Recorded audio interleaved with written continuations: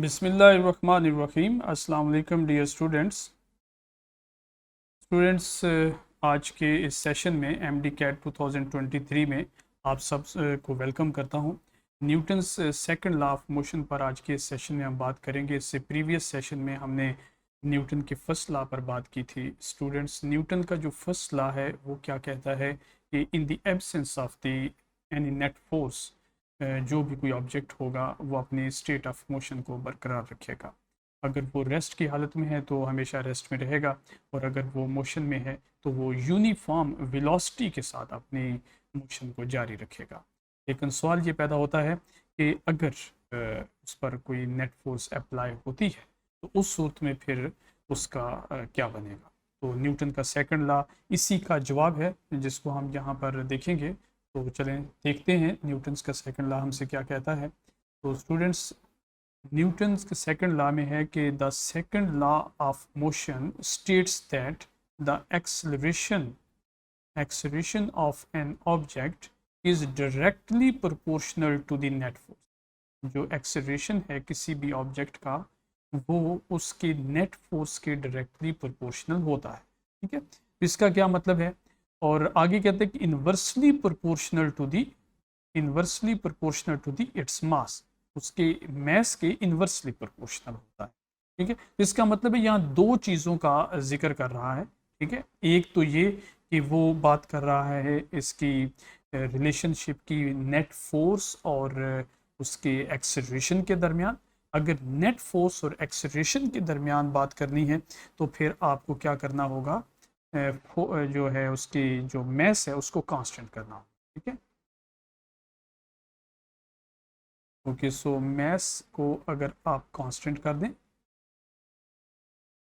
नहीं आपने mess change नहीं करना, तो उस सूत्र में क्या है कि अगर आप नेट फोर्स जो है उसमें इजाफा करेंगे तो वो उसका जो एक्सलेरेशन उसमें इजाफा हो जाएगा। चलिए इसको समझते हैं कि क्या कहना चाहते हैं। कि लेट्स सपोज कि ये हमारे पास एक ऑब्जेक्ट है, गाड़ी है, और ये गाड़ी,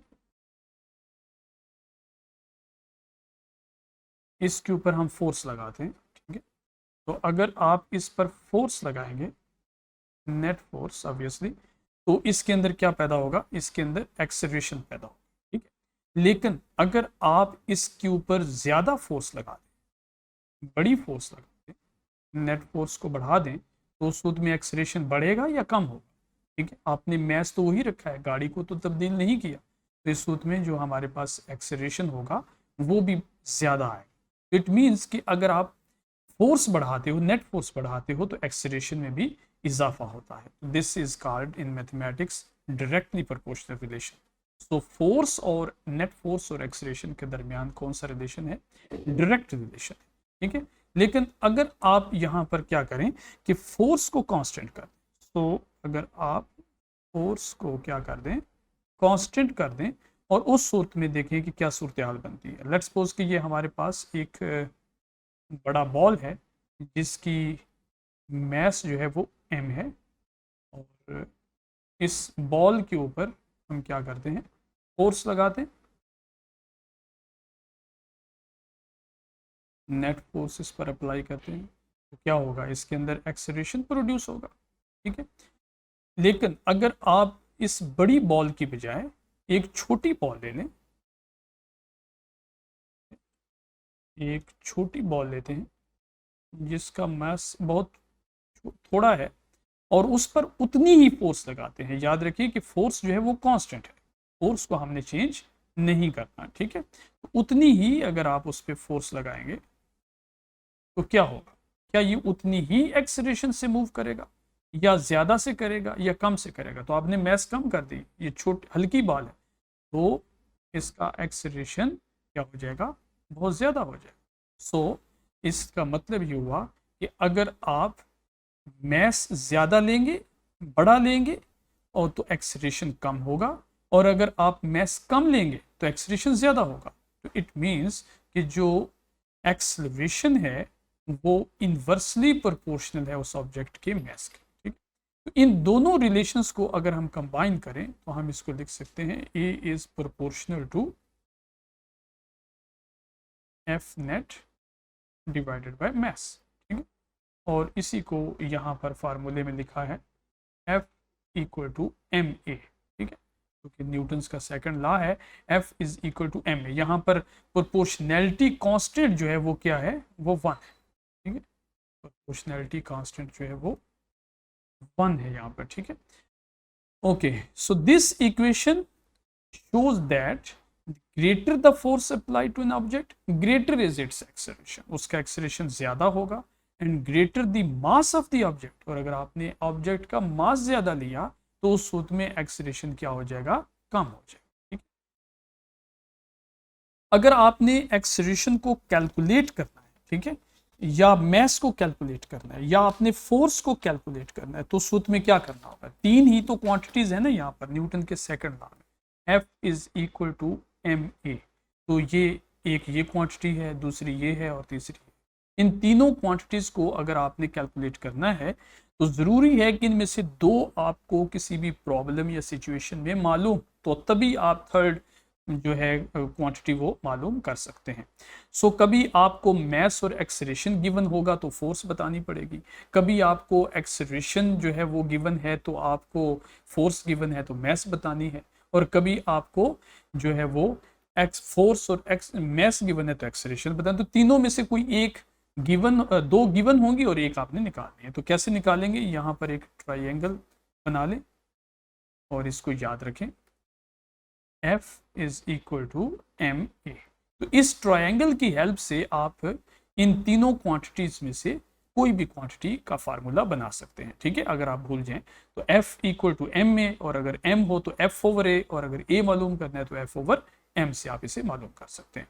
और ये आप जानते हैं अच्छे तरीके से कि न्यूटन जो है उसकी जो है वो यूनिट है फोर्स की न्यूटन, जिसको कैपिटल N से रिप्रेजेंट करते हैं, which is equal to kilogram metre per seconds के, दैट्स इक्वल टू 1 न्यूटन, ठीक है। न्यूटन की याद में फोर्स का यूनिट हमने क्या रखा है, न्यूटन।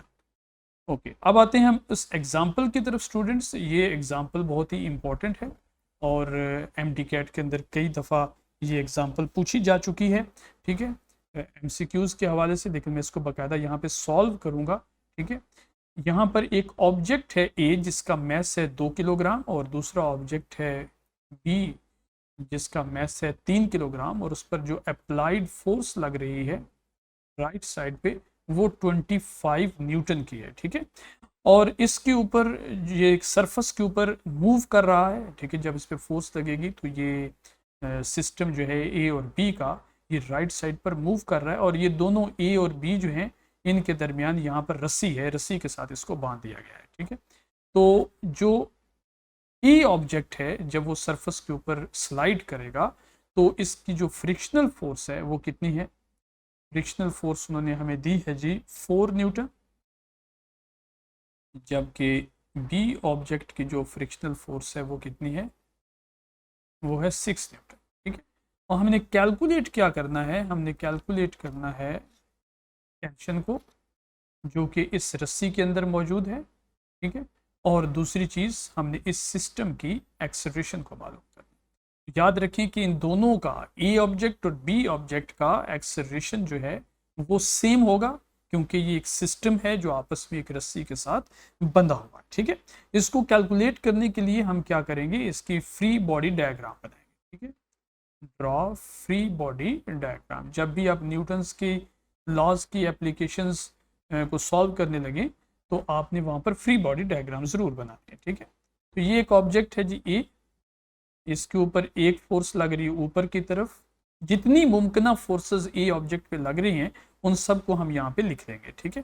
तो ऊपर की तरफ नॉर्मल फोर्स लग रही है और नीचे की तरफ उसका वेट अप्लाई हो रहा है, ठीक है। और लेफ्ट साइड की तरफ क्या है, फ्रिक्शनल फोर्स। फ्रिक्शनल फोर्स हमेशा डायरेक्शन ऑफ मोशन की ऑपोजिट होती है। ये राइट साइड पर फोर्स लग रही है ना, अप्लाइड फोर्स, ठीक है। तो ये राइट साइड पे मूव कर रहा है, तो फ्रिक्शनल फोर्स ऑपोजिट डायरेक्शन में, यहाँ मैंने एरो से बताया भी है। और राइट साइड पर क्या लग रहा है, राइट साइड पर टेंशन लग रही है, ठीक है। टेंशन क्यों राइट साइड पे? हमेशा टेंशन किसी भी ऑब्जेक्ट के साथ जो रस्सी बंधी होती है उसकी टेंशन उस ऑब्जेक्ट्स के अगेंस्ट होती है, ऑपोजिट डायरेक्शन में होती है। ठीक है, तो ऑब्जेक्ट हमारा ए लेफ्ट साइड पे है, लिहाजा टेंशन जो है वो कहाँ होगी, वो राइट साइड पर होगी। ठीक है, तो इसकी हम इक्वेशन बना लेते हैं। देखें ये जो फोर्स है, नॉर्मल फोर्स और वेट, ये दोनों आपस में कैंसिल हो जाएंगे क्योंकि वर्टिकल डायरेक्शन में कोई मोशन नहीं है, हॉरिजॉन्टल डायरेक्शन में सिर्फ मोशन है और राइट साइड पे जा रहा है, लिहाजा कैपिटल टी यानी टेंशन माइनस जो फ्रिक्शनल फोर्स है ए ऑब्जेक्ट की, वो इक्वल टू एम में, जो एम क्या, मास इस ए ऑब्जेक्ट का इनटू एक्सेलरेशन। ए के साथ में ए नहीं लिखूंगा क्योंकि दो सारे सिस्टम का एक्सेलरेशन सेम। ठीक है, तो इसमें वैल्यूज पुट करते हैं तो टी माइनस फ्रिक्शनल फोर्स है 4 इक्वल टू मैस है 2, तो ये हमारे पास ये फार्मूला बना इक्वेशन, और टी इक्वल टू आ गया 2a प्लस 4। ठीक है, तो ये हमारे पास एक इक्वेशन बात करें। ओके, अब आते हैं हम दूसरे ऑब्जेक्ट की तरफ। ठीक है, तो दूसरे ऑब्जेक्ट के फ्री बॉडी डायग्राम बनाएंगे। ये सपोज कीजिए ये हमारे पास बी ऑब्जेक्ट है और इसके ऊपर भी नॉर्मल फोर्स लग रही है ऊपर की तरफ, और नीचे की तरफ इस पर फोर्स लग रही है वेट की। लेफ्ट साइड पे फ्रिक्शनल फोर्स है बी ऑब्जेक्ट की, और इसकी जो टेंशन है वो किस तरफ होगी? देखिए टेंशन जो है वो ऑब्जेक्ट से परे होती है, ऑपोजिट डायरेक्शन। तो अब मेरा ऑब्जेक्ट राइट साइड पे है तो टेंशन किधर होगी? लेफ्ट साइड पर होगी, तो टेंशन भी इस तरफ होगी, और ये हमारी आ गई अप्लाइड फोर्स। ठीक है, तो इसको भी हम सॉल्व करेंगे, तो ये वर्टिकल डायरेक्शन में कोई मोशन नहीं, तो ये फोर्सेस आपस में कैंसिल आउट हो रही हैं। ठीक है, और अगर हम इनको सॉल्व लिखना चाहें तो चूंकि राइट साइड पे तो अप्लाइड फोर्स पहले आएगी minus tension minus frictional force due to B object equal to m b a. तो अप्लाइड फोर्स कितनी है? 25 न्यूटन, माइनस टेंशन मालूम करनी है, और frictional force of B object is 6 Newton equal to mass is 3 into A acceleration. ऐसे लिखेंगे। सो 25 minus 6 कितना हो गया? 19। 19 minus T equal to 3a। Okay, तो अब हम इसको रीअरेंज करते हैं। तो टेंशन अगर हम लिखें तो टेंशन आ जाएगी हमारी, टेंशन राइट साइड पे ले जाता हूँ और एक्सेलरेशन लेफ्ट साइड पे ले जाता हूँ। ठीक है, तो राइट साइड पे टेंशन जाकर क्या हो जाएगी? पॉजिटिव, और लेफ्ट साइड पे जाकर एक्सेलरेशन क्या हो जाएगा? नेगेटिव। तो ये आ जाएगा 19 माइनस 3। तो ये हमारे पास दूसरी इक्वेशन आ गई। राइट, ये हमारी फर्स्ट इक्वेशन है और ये हमारी दूसरी इक्वेशन। इन दोनों को सॉल्व करना चाहें, लेफ्ट साइड पे दोनों सेम हैं टेंशंस, तो राइट साइड्स भी इक्वल होंगी, तो इसको लिखते हैं 2a plus 4 equal to 19 minus 3a। ठीक, इसको सॉल्व करके 3a 2a 5a equal to 19 minus 4 that's 15। So a is equal to 3 metre per second square, ये आ जाएगा। और अगर आप इसकी वैल्यू को पुट कर दें इससे फर्स्ट इक्वेशन में, तो t इज इक्वल टू, तो 2 इंटू 3, ए 3 है तो 3 to 6 plus 4। Okay, so tension हमारे पास 10 न्यूटन। ठीक है, तो टेंशन हमने निकाल ली 10 न्यूटन, और एक्सेलरेशन जो सिस्टम का था वो आ गया 3 मीटर पर सेकेंड स्क्वायर। तो इस तरीके से हम इसको सॉल्व कर सकते हैं। ओके, नेक्स्ट हम चलते हैं स्टूडेंट्स अब मल्टीपल चॉइस क्वेश्चंस के ऊपर, यानी एमसीक्यूज की तरफ। तो देखते हैं कि किस किस्म के एमसीक्यूज आते हैं न्यूटन के सेकंड लॉ में। ओके, सो पहला क्वेश्चन क्या है कि an object of mass 2 kilogram is subjected to a net force of 20 newton. 20 newton की फोर्स लग रही है किसी ऑब्जेक्ट पर जिसका मास जो है वो 2 किलोग्राम है। What is the acceleration? तो हमें क्या करना है? एक्सेलरेशन जो है वो मालूम करना है कि वो कितना है। ठीक है, और उसकी डायरेक्शन भी बतानी है। तो वही जो मैंने आपको भी बताया फार्मूला तरीका एफ इस ट्राई एंगल का, उसको यूज कीजिए। तो ए इक्वल टू आ जाएगा F over M, so force को मास पे डिवाइड करें तो आपके पास क्या आ जाता है 10 मीटर पर सेकंड स्क्वायर। तो 10 metre per second square in the direction of the force, क्योंकि नेट फोर्स और एक्सेलरेशन की डायरेक्शन हमेशा आपस में सेम होती है। नेक्स्ट क्वेश्चन है, two objects A and B have masses of 5 kg and 10 kg। दो ऑब्जेक्ट्स हैं जिनका मास जो है वो 5 और 10 है respectively. If they experience the same net force उनके ऊपर क्या है, सेम, ठीक है। So how do they their accelerations compare, F is equal to ma। इसमें अगर आपके पास ये नेट फोर्स जो है ये कांस्टेंट है, तो ये जो दोनों हैं ये इनवर्सली प्रोपोर्शनल होंगे, ठीक है। लिहाजा आप इनको यूं लिख सकते हैं, अगर पहले ऑब्जेक्ट का एक्सेलरेशन ऐसे लिखें, दूसरे का ए बी इक्वल टू, आप इसको लिखेंगे mass of B divided by mass of A object, तो उल्टा लिखेंगे आप इसको, ठीक है। अच्छा, तो मास बी का कितना है 10 और बी का मास आ गया 10 और ए का 5, दैट्स इक्वल टू 2/1। तो यहाँ से आप इसको रेशो की फॉर्म में ऐसे लिख सकते हैं, a acceleration ratio b acceleration equal to 2:1। तो ये हमें क्या बता रहा है कि जो ई ऑब्जेक्ट है उसका एक्सेलरेशन डबल है, ठीक है। So the acceleration of object A is twice that of object B. तो ये हमारा ए ऑप्शन जो है ये इसमें करेक्ट है, ठीक है।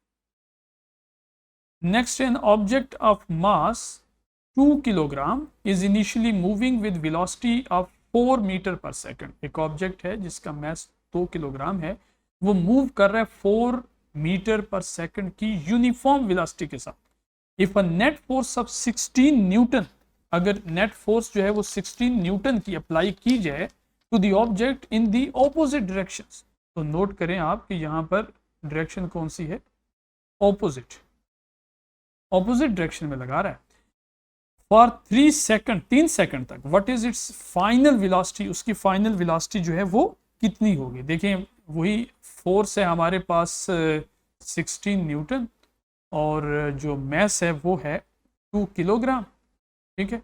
एक्सेलरेशन कितना आएगा, एक्सेलरेशन आएगा फोर्स डिवाइडेड बाय मास यानी 8 metre per second square. Okay, अब ये देखें एक्सेलरेशन होता क्या है, 8 metre per second divided by 1 second. इसका मतलब ये है कि ऑपोजिट डायरेक्शन में ये फोर्स कोशिश करेगी उस ऑब्जेक्ट की वेलोसिटी में तब्दीली लाने की 8 मीटर पर सेकंड के हिसाब से हर सेकंड के बाद। अब चूंकि वो ऑब्जेक्ट 4 मीटर पर सेकंड से इस डायरेक्शन में जा रहा था, फ्रंट साइड पे, ओके, सामने की तरफ, और आप ऑपोजिट डायरेक्शन में उस पर फोर्स लगा रहे हैं, ठीक है, जिसकी वजह से उसके अंदर 8 मीटर पर सेकंड का एक्सेलरेशन प्रोड्यूस कर रहे हैं, ठीक है। तो अब ये जो एक्सेलरेशन है ये उसकी वेलोसिटी में से माइनस होगा क्योंकि दोनों ऑपोजिट डायरेक्शन, ठीक है। तो पहले सेकंड की अगर आप स्टोरी देखें तो पहले सेकंड में क्या होगा स्टूडेंट्स, पहले सेकंड में 4 metre per second minus 8 metre per second, ठीक है। तो आंसर क्या आएगा, -4 मीटर पर सेकंड। तो 1 सेकंड गुजरने के बाद उस ऑब्जेक्ट की वेलोसिटी उल्टी हो जाएगी और 4 मीटर पर सेकंड हो जाएगी, लेकिन 3 सेकंड तक फोर्स लगी है, लिहाजा अगले सेकंड में मजीद 8 मीटर पर सेकंड उसकी वेलोसिटी में क्या होगा, इजाफा होगा, लेकिन उल्टी साइड पे। लिहाजा नेक्स्ट अगला जो सेकंड है उसमें -4 -8, तो ये हो जाएगा -12 मीटर पर सेकंड। और उससे अगले सेकंड में क्या होगा, उससे अगले सेकंड में -12 -8, तो ये हो जाएगा -20 मीटर पर सेकंड। तो मैं इसको अलजेब्राइकली भी सॉल्व कर सकता था, लेकिन ये मैंने इस तरह बताया है ताकि आपको बगैर सॉल्व किए भी टेक्निक्स आनी चाहिए। इस तरह के एमडी कैट के एग्जाम्स में ये हमारे पास इस तरह के क्वेश्चंस इस स्टाइल में भी लोग सॉल्व करते हैं, ठीक है। सो -20 मीटर पर सेकंड उसकी फाइनल वेलोसिटी होगी। So B option is correct. Okay जी, अब हमारे पास लास्ट क्वेश्चन है, A force of 200 Newton is applied to an object of mass 5 kg, ठीक है।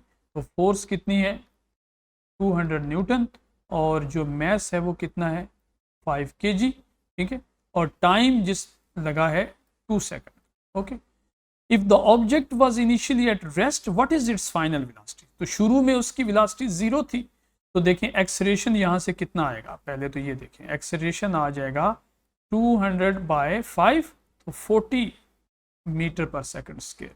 तो हर सेकंड में उसका जो उसकी वेलोसिटी है उसमें 40 मीटर पर सेकंड का इजाफा होगा। तो पहले 0 थी तो एक सेकंड में 40 हो गया, और अगले सेकंड में क्योंकि हमें उसने 2 सेकंड की बात की है तो पहले सेकंड में उसकी वेलोसिटी हो गई 40 और अगले सेकंड में कितनी हो गई 80, ठीक है, तो ये 80 मीटर पर सेकंड इसका आंसर आएगा। ठीक है, चलिए स्टूडेंट्स, अब हम न्यूटन्स के थर्ड लॉ के साथ आपके पास हाजिर होंगे। अपनी तैयारी जारी रखिए, और अगर आपको कोई भी टॉपिक समझ नहीं आता या यहाँ पर जो क्वेश्चंस मैंने करवाए हैं उनमें से किसी की समझ नहीं आती, कमेंट्स में हमें बताइए, हम आपकी ज़रूर हेल्प करेंगे। ओके, अपना ख्याल रखिएगा, अल्लाह हाफिज़।